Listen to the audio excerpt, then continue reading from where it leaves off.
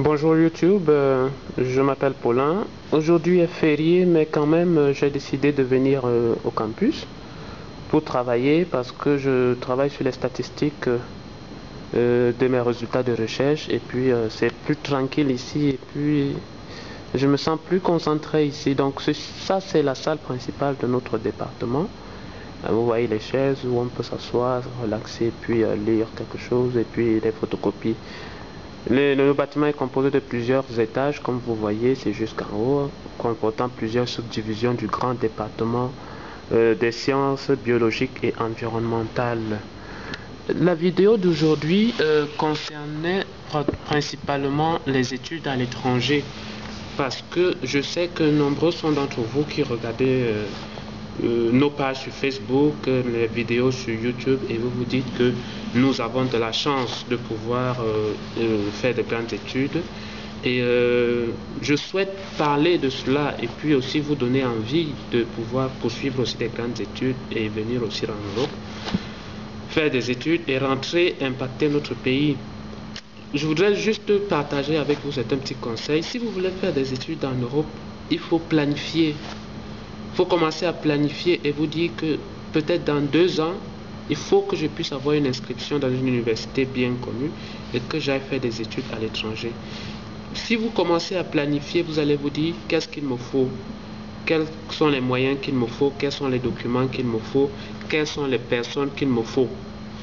En parlant de personnes, il vous faut des personnes qui vont vous donner des conseils sur la vie en Europe, des personnes qui vont vous soutenir financièrement, des conseils qui vont vous aider à réunir tous les papiers, les envoyer à l'université, etc. Donc la première des choses que vous devriez savoir, c'est dans quelle université je veux étudier, dans quel pays et dans quelle langue. Je ne suis pas très pour ce que quelqu'un passe 1 an ou 2 ans au Cameroun à apprendre une langue comme l'allemand, l'italien, l'espagnol ou autre, alors qu'il pourrait très bien approfondir son anglais pour avoir une ouverture plus large sur les universités. Il faut aussi que vous puissiez savoir que ce n'est pas toutes les universités qui vous demandent des pensions, qui vous facturent l'éducation. Aujourd'hui, il y a de nombreuses universités qui vous donnent l'éducation gratuitement.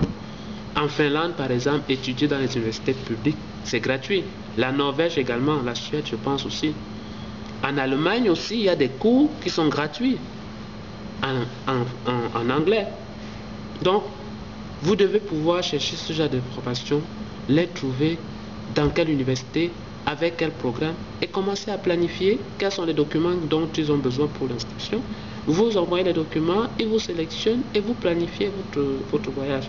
Je dis cela parce que les gens ont tendance à dire que il vaut mieux rester au Cameroun pour étudier, etc. Moi, j'ai fait l'université au Cameroun et ma formation au Cameroun n'a rien à voir avec ce que je fais ici. J'ai fait ma maîtrise que j'ai eue au Cameroun en écologie. Moi, j'estime que c'est une maîtrise théorique, totalement théorique. Le niveau technologique ici en Europe est beaucoup plus avancé. Vous avez accès aux travaux pratiques, vous pratiquez, vous avez des livres, on vous montre comment ça se passe. Le but même de la recherche, la méthodologie scientifique, c'est ici que je l'ai apprise. Donc, c'est vraiment significatif que vous puissiez faire un voyage à l'étranger pour pouvoir vous former et ensuite rentrer au pays. La plupart de nos professeurs aujourd'hui dans les universités au Cameroun se sont formés à l'étranger et font des voyages constamment pour pouvoir se mettre à jour. C'est une preuve que eux aussi viennent ici chercher le savoir.